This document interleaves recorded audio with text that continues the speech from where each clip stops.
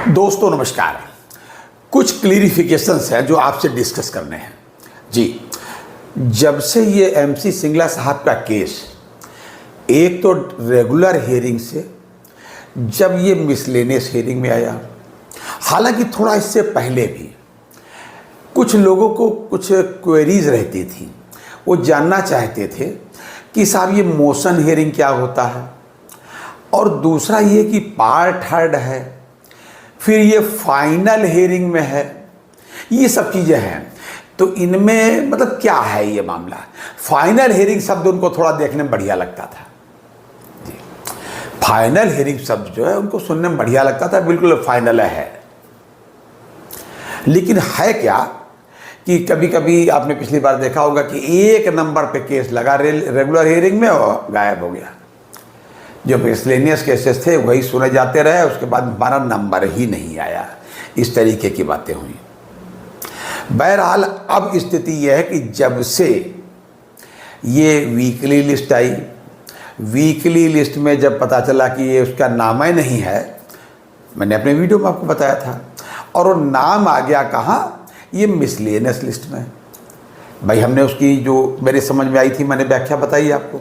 उसके बाद में जब डेली लिस्ट कल आ गई भाई साहब, अब डेली लिस्ट में भी जब यही स्थिति रही, सीरियल नंबर आ गया कि सीरियल नंबर जो है 21 नंबर पर यह है जी, सीरियल नंबर 21 नंबर पर है। और डेली के जो रेगुलर लिस्ट है उसमें इसका नाम नहीं आया। तो हमारे तमाम साथी, हमारे वरिष्ठ जन बड़े चिंतित हो गए उससे कि साहब रेगुलर माने बिल्कुल रेगुलर, मतलब बिल्कुल उनका रेगुलर माने बिल्कुल रेगुलर समझ में आया, जैसे बैंक का रेगुलर अकाउंट होता है, और रेगुलर में ना रहे तो इरेगुलर हो जाता है, तो फिर वो चलता उलता नहीं, ऐसा उनकी समझ में आया। तो मैं आपको बता देता हूँ कि स्पष्ट कर देता हूँ कि क्या मामला है। कुछ लोग जानना चाहते थे कि बेहतर स्थिति क्या होती है। कमेंट में कुछ लोगों ने पूछा कि साहब बेहतर स्थिति क्या होती है। रेगुलर हियरिंग बेहतर है, मिसलेनियस हियरिंग बेहतर है। उधर जो कमेंट में लिखा रहता है, हेडिंग पड़ी रहती थी, मोशन हियरिंग, कभी वो फाइनल हियरिंग, कभी पार्ट थर्ड, ये सब चीज़ें क्या हैं भाई साहब, और इससे हमको क्या फ़ायदा, हमको सबसे ज़्यादा फ़ायदा किस में है, ये बड़ा प्रश्न आता है। तो मैं आपको कुछ स्पष्ट बात बता दूं आपको कि सोशल मीडिया पर ये सब जो आपकी समझ, आप इतना इस्तेमाल करते हो सब लोग सोशल मीडिया, मैं समझता हूँ जितना रिटायरी सोशल मीडिया का इस्तेमाल करता है, वर्किंग जो वाले, जो बैंक वाले हमारे साथी उतना सोशल मीडिया का इस्तेमाल न करते हैं, न कर पाते हैं, क्योंकि उनके पास उतना समय नहीं होता।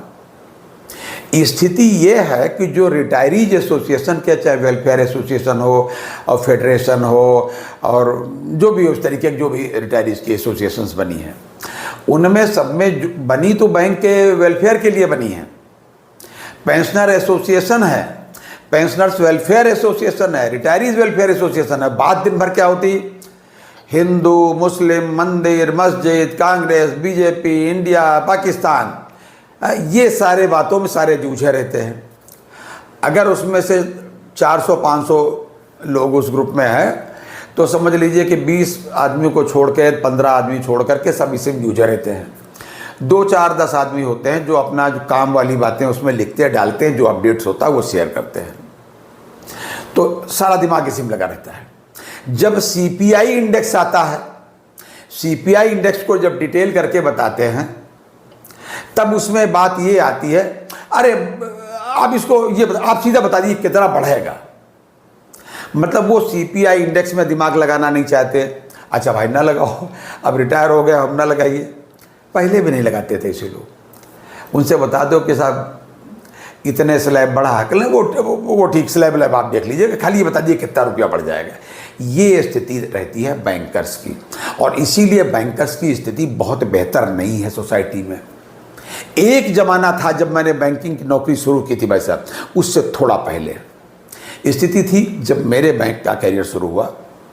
मेरा बैंक का करियर 1981 में शुरू हुआ। उससे थोड़ा पहले, उससे कुछ बरस पहले, 5-7 साल पहले या ऐसे कुछ, हम लोगों की स्थिति, बैंक अधिकारियों की स्थिति बहुत बेहतर थी। आप यूँ समझिए स्थिति ये थी कि सिविल सर्विसेज से ज़्यादा हम लोगों को सम्मान मिलता था। ऊपर से दूसरे तीसरे नंबर पे हम लोगों का नाम होता था वेद रिवीजन, मतलब माफ़ कीजिएगा, सैलरी स्ट्रक्चर में और सम्मान में। आज स्थिति है कि नीचे से दूसरे तीसरे पर है। तो खैर, अब ये सब बातें नहीं, सीधे सीधे आपको बता देता हूँ कि ये पार्ट हर्ड, मोशन हियरिंग और ये सब जो है, ये सब होता क्या है। तो सीधे सीधे बात बता दें कि जैसे आप फेसबुक पे यूज़ करते हो, इसमें लाइक एक आता है। लाइक क्यों करते हैं भाई साहब? लोग समझते हैं कि लाइक माने पसंद करना, ये बात बड़ी अच्छी लगी इसलिए पसंद की।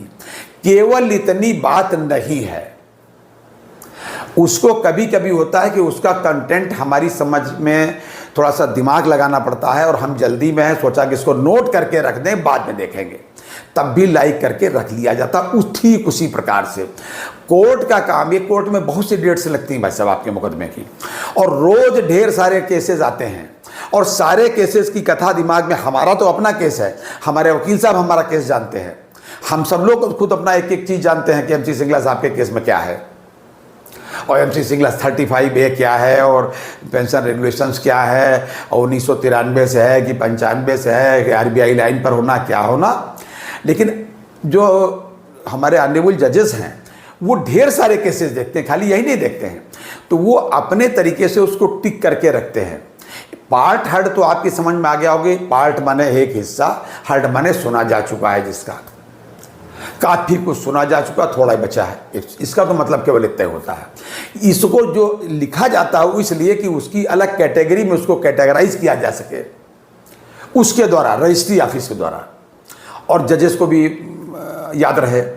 और दूसरी बात, जो मोशन हियरिंग जी और ये फाइनल हियरिंग, ये चीज़ें भी केवल कोर्ट अपने लिए रखता है, अपने लिए खुद उसका स्टेटस को रिकॉल करने के लिए दिमाग में रखता है कि इसका ये कहाँ पर है।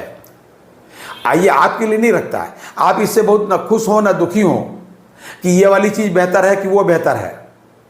हाँ, फाइनल हियरिंग से आपको इतना समझ में आ सकता है कि बिल्कुल किनारे पर है, ये इसमें कहीं तो कोई दोहराई बात नहीं, लेकिन ये भी नोट किया जाता है वहाँ पर, तो इसमें ऐसी कोई खास बात नहीं है। हाँ, अब एक बात मैं आखिरी बता दूंगा आप, जिसके लिए ये वीडियो बनाया है। वो वीडियो की बात ये है भाई साहब कि ये जो रेगुलर हियरिंग से इधर जो आ गया है मिसलेनियस हियरिंग में, इससे बहुत लोग चिंतित हैं कि वो समझते हैं रेगुलर माने रेगुलर, जैसे बैंक का रेगुलर खाता रहता, मैंने बताया ना, और कहीं इसमें इरेगुलर ना हो जाए। बिल्कुल नहीं होगा भाई साहब, ठीक से समझ लीजिए। मिसलेनियस केसेस हमेशा रेगुलर लिस्ट से पहले सुने जाते हैं, और इस बार भी पहले सुने जाएंगे, हर बार पहले सुने जाते हैं। और मिसलेनियस में वही केसेस होते हैं जो तड़ से निपटने लायक होते हैं, या उनमें कुछ न कुछ आदेश तुरंत कर देने लायक होता है। 35-40 तक केस निपट जाते हैं ऐसे ही रेगुलर हियरिंग शुरू होने से पहले। आप जो कोर्ट नंबर 2 है ना, कोर्ट नंबर 2 का लिस्ट ये वाली देख लीजिए रेगुलर हियरिंग की, उसमें भी टाइम वही दिखा है 10:30 बजे, इसमें भी टाइम 10:30 बजे लिखा है। पहुंच सब 10:30 बजे जाएंगे, लेकिन जैसे पहले इनको सुनेंगे मिसलेनियस केसेस, यानी कि आपका केस भी उसमें होगा, एमसी सिंगला साहब का, उसके बाद भी ये केस हो गए रेगुलर वाले। तो आप बिल्कुल निश्चिंत रहें, चिंता न करें, ये बेहतर स्थिति है। मिसलेनियस की स्थिति बहुत बेहतर है भाई साहब, रेगुलर हियरिंग से मिसलेनियस केसेस की बहुत ही बेहतर स्थिति है।